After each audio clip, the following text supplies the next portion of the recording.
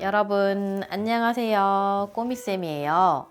주어가 다른 사람에게 무엇을 하게 했다는 것을 나타낼 때는 사동 표현을 사용하죠. 예전에 이희리기 우추를 사용한 사동사를 배운 적이 있고, 개하다를 사용해서 사동 문장을 만드는 방법도 배운 적이 있어요. 오늘은 마지막 사동 표현으로 시키다를 어떻게 사용하는지 같이 배워볼게요. 그럼 바로 시작하겠습니다.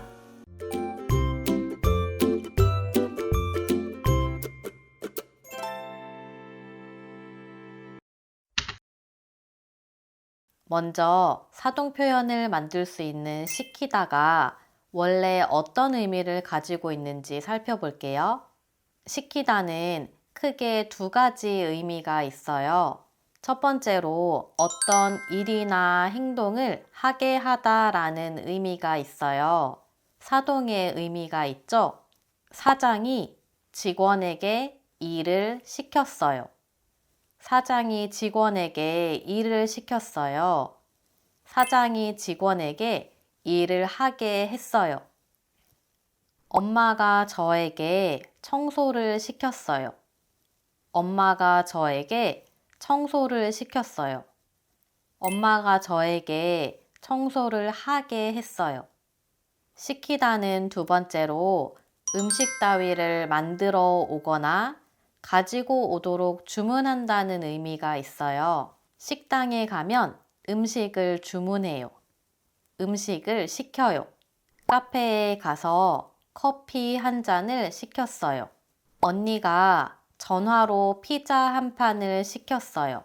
이렇게 시키다에는 크게 두 가지 의미가 있어요. 오늘은 명사 뒤에 시키다를 붙여서 사동 표현을 만드는 방법을 배워볼게요.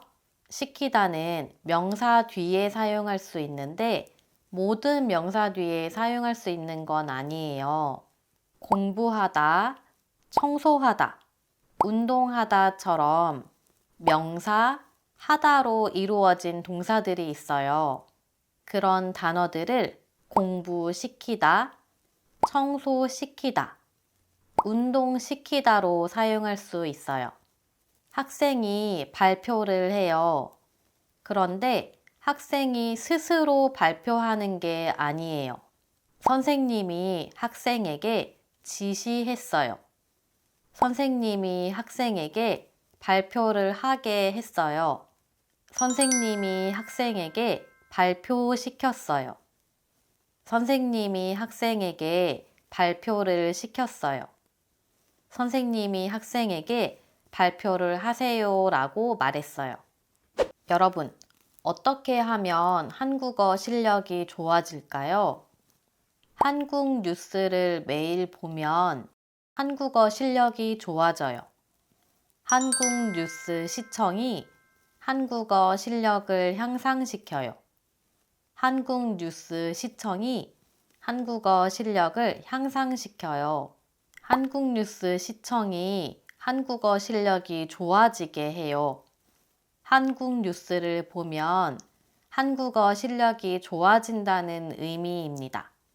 또 대화 연습을 많이 해요. 대화 연습이 한국어 실력을 향상시켜요. 대화 연습이 한국어 실력을 향상시켜요. 대화 연습이 한국어 실력이 좋아지게 합니다. 이렇게 시키다를 사용해서 사동 문장을 만들 수 있어요. 주어가 다른 사람에게 어떤 행동을 하게 하거나 어떤 상태가 되게 한다는 의미를 나타냅니다. 시키다는 명사 하다 형태의 동사에 사용합니다. 공부하다는 공부시키다. 운동하다는 운동시키다. 발전하다는 발전시키다. 감동하다는 감동시키다로 말할 수 있어요. 듣다 가다와처럼 하다가 없는 동사는 듣시키다, 가시키다로 말할 수 없어요. 그리고 공부하다를 공부를 하다로 말할 수 있는 것처럼 공부시키다도 공부를 시키다로 말할 수 있어요. 그럼 명사 시키다로 어떻게 문장을 만드는지 더 살펴볼게요. 1, 2가 이에게 명사 을을 시키다.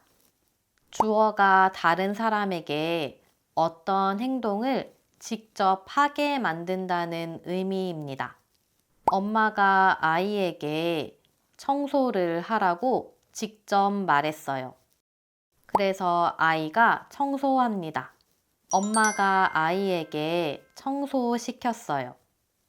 엄마가 아이에게 청소를 시켰어요. 여러분, 다른 사람이 시킨 일을 하는 것을 심부름하다라고 말해요. 엄마가 저에게 마트에 가서 우유 좀 사오라고 말씀하셨어요.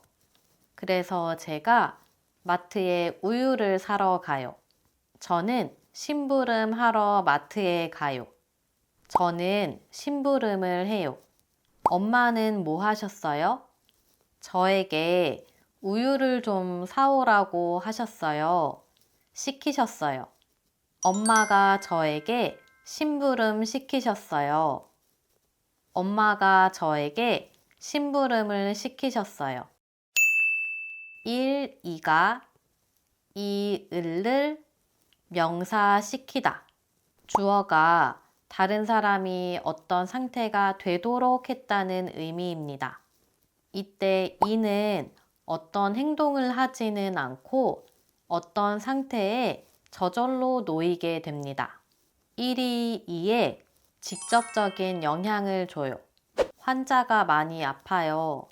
그래서 의사는 환자가 병원에 입원하게 만들었어요.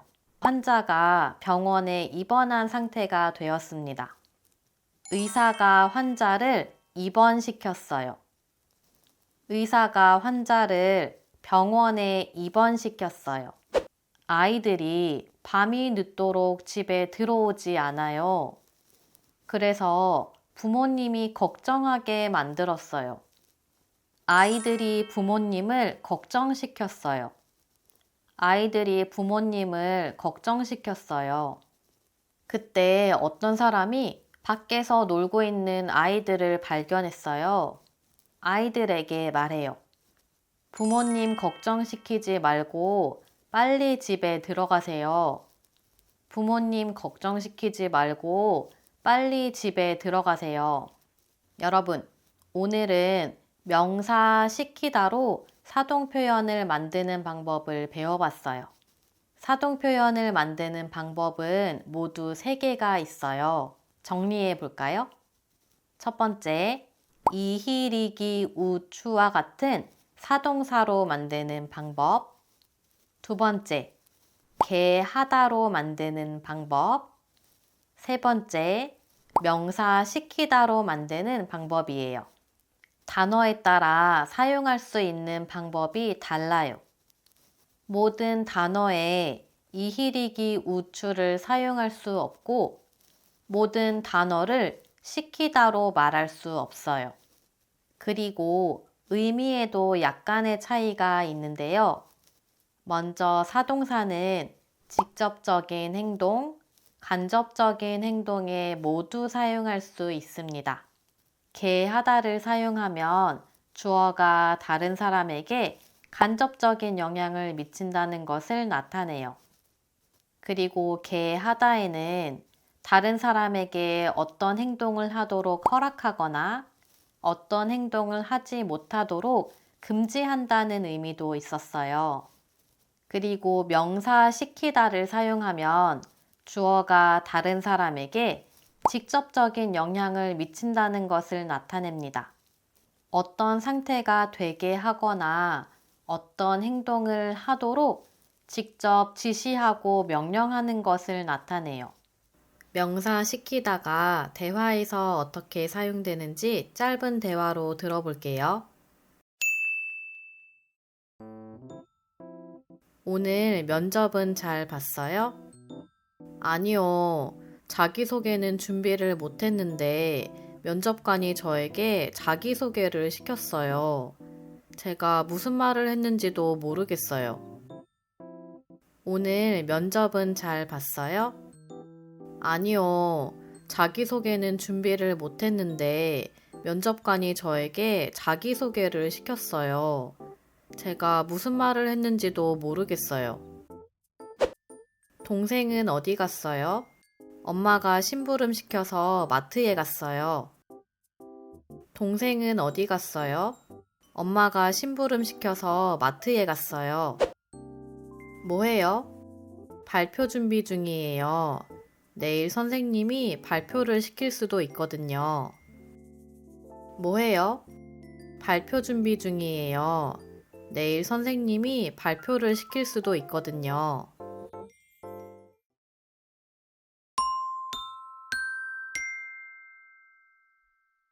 여러분, 오늘은 명사 시키다를 어떻게 사용하는지 배워봤어요. 오늘도 배운 표현으로 문장을 많이 만들어 보세요. 그럼 오늘은 여기까지 하겠습니다. 다음 시간에 또 만나요. 안녕.